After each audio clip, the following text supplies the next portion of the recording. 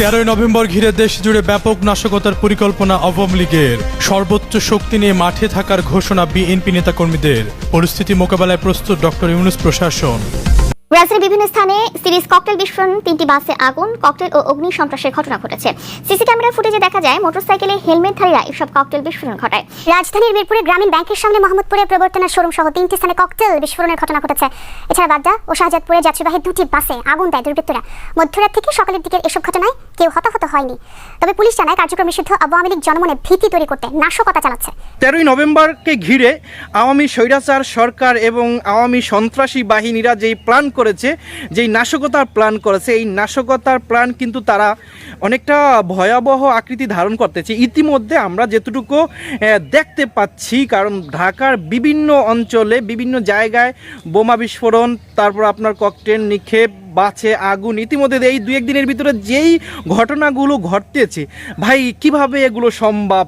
প্রশাসন কি করে আমি জানি না। এই স্বৈরাচার সরকারের নেতাকর্মীরা, স্বৈরাচার সন্ত্রাসী বাহিনীরা কিভাবে এই কার্যক্রমগুলো করতে পারে?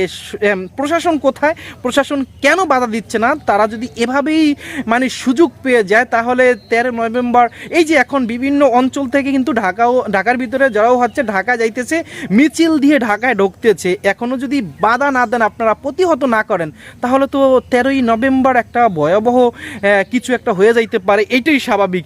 জানি না সরকার কিভাবে প্রতিহত করবে, সরকার কিভাবে এইটাকে ট্যাকেল দিবে, কারণ তাদের প্ল্যান কিন্তু অনেক বড়। তারা কিন্তু যেই নাশকতার প্ল্যান করেছে, বিভিন্ন জায়গায় গ্যাস বোমা, তারপর আরও যে ইতিমধ্যে যাদেরকে অ্যারেস্ট করা হয়েছে, তারা যেই জবানবন্দি দিয়েছে, তাদের তো প্ল্যান অনেক বড়। ঠিক আছে, ঢাকার ভিতরে একটা তুলকালাম তারা করে ফেলবে। তো এখন পর্যন্ত যদি এটা না ফিরানো হয়, তাহলে কিন্তু আমাদের দেশের অবস্থা খুবই নাজেহাল হয়ে যাবে। এটা আমরা সহজেই বলে দিতে পারি। যাই হোক দর্শক, এই বিষয়ে বেশ কিছু নিউজ নিয়ে আমরা হাজির হয়েছি।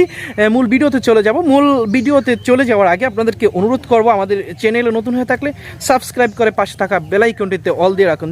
দর্শক, নিত্য নতুন এই ধরনের ভিডিও সবার আগে পেতে আমাদের ভিডিওতে লাইক দিয়ে আমাদের সাথেই থাকুন। চলেন দর্শক, আমরা মূল ভিডিওগুলো দেখে আসি। 13ই নভেম্বর ঘিরে দেশ জুড়ে ব্যাপক নাশকতার পরিকল্পনা আওয়ামী লীগের। সর্বোচ্চ শক্তি নিয়ে মাঠে থাকার ঘোষণা বিএনপি নেতাকর্মীদের। পরিস্থিতি মোকাবেলায় প্রস্তুত ডক্টর ইউনূস প্রশাসন।